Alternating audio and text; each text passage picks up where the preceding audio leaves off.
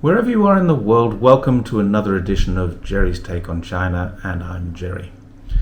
Today, I'm going to talk about something very near and dear to my own heart, charity in China. If you read media reports in Western news, it's very easy to assume China is not a very charitable country.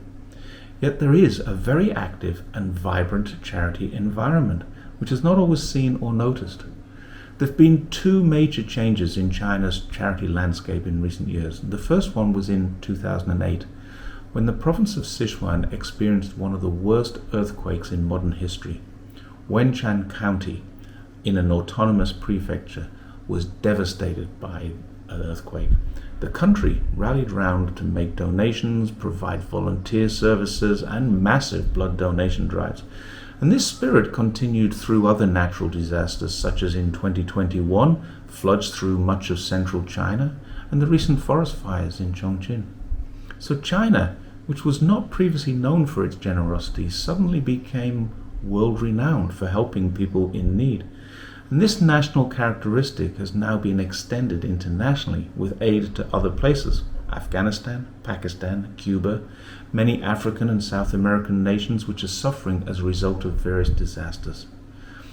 It was reported by the US Asia Law Institute that there have been many problems with charity in China.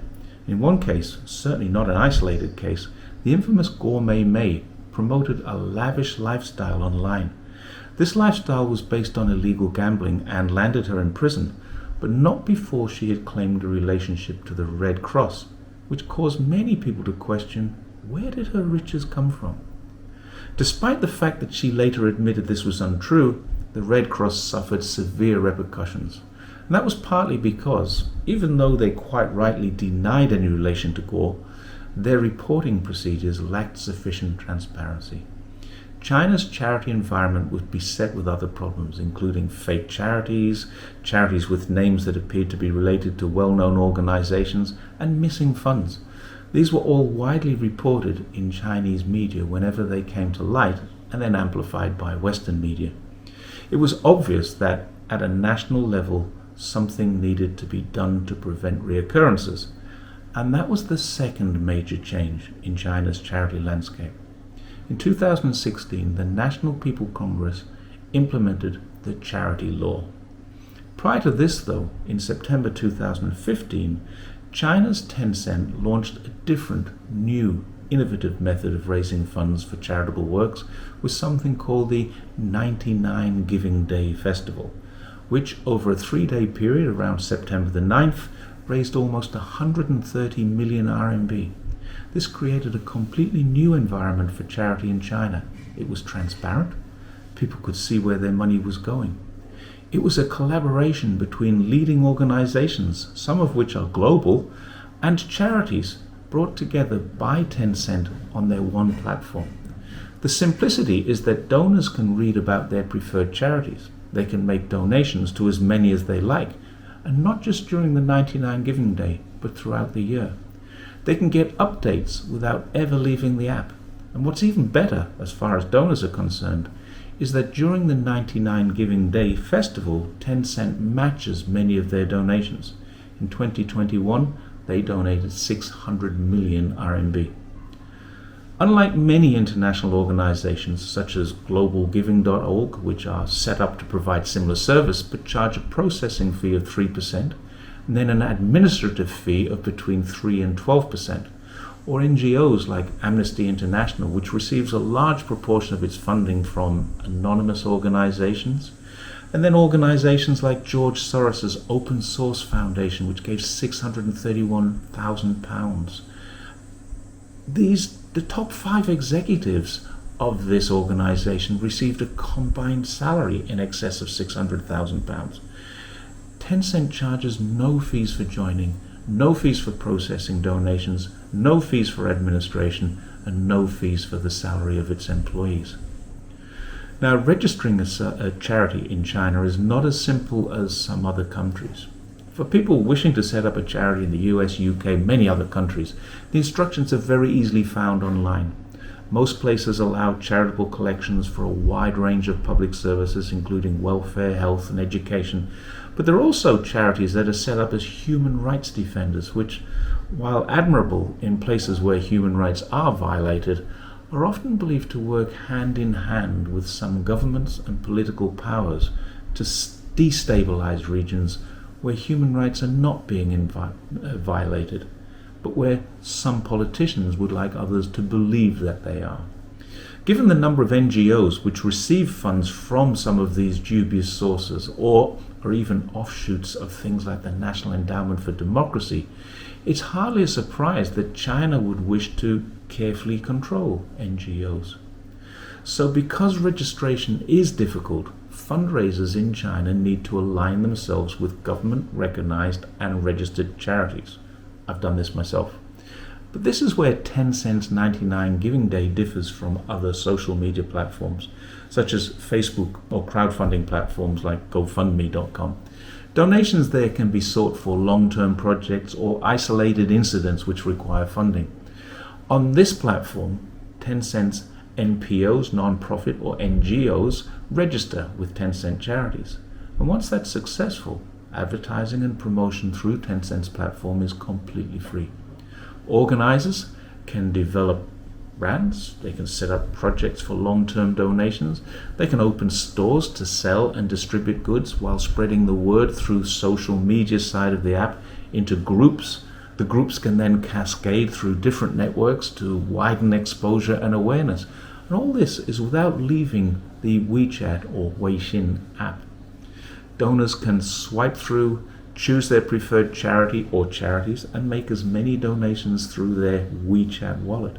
Some of these donations may be micro donations, 1 RMB, 2 RMBs, but they are so numerous that many billions are being raised. Since its inception in 2015, 99 Giving Day is very popular with donors and non-profits. It's risen exponentially. The number of people engaged was 125 million, with 68 million of them making donations to about 3.6 billion RMB last year. Tencent added 600 million RMB, and that's a lot of benefit to the community. So while 99 Giving Day Festival is relatively new, there's almost no one in China who hasn't heard of it. Internationally now, because Tencent is predominantly a Chinese organization, 99 Giving Day now contributes to enhancing the positive characteristics of China and its people. Chinese diaspora in different countries engage and help. They can donate to charities in China, or they can demonstrate the generosity of Chinese people in their adopted homes. For example, in Indonesia, a Chinese Indonesian man rallied 2,600 of his colleagues to raise more than 6,000 books for rural children. This is a great example of a Chinese platform helping a Chinese individual to raise funds or goods for international needs, and through these great deeds, increasing the reputation of China. Innovations keep interest alive and encourage long-term participation. Tencent's 99 Giving Day is no exception. In 2021, Tencent introduced a strategy called Little Safflower. This allows donors to partake in activities and competitions, and they can compete for tokens which can be further donated. This gamification, if that's the right word, of charity, it's further enhanced opportunities for both donating and for people to receive donations. There's always going to be some detractors, and even initiatives such as China's incredible poverty alleviation scheme and Tencent's 99 Giving Day are going to find some people who have complaints, grievances, or objections. But it's hard to deny that information portraying China as an uncaring, hard-hearted, or unphilanthropic place is due to misinterpretations or lack of research. Tencent isn't just a social media provider. It's a platform where billions of RMB can be raised from millions of people so that thousands of organizations can put it to good use in a society that benefits from the social consciousness and responsibility of one of the world's largest corporate citizens. If you're on WeChat and you happen to see this in the coming days, do what I'll be doing. Donate a few bucks to a charity of your choice. And just to finalize things, I haven't been asked to do this by Tencent. I'm not getting paid to do this by Tencent. I was approached by Tencent to ask me if I would be willing for a fee to tweet or retweet some of their things. And I said, no.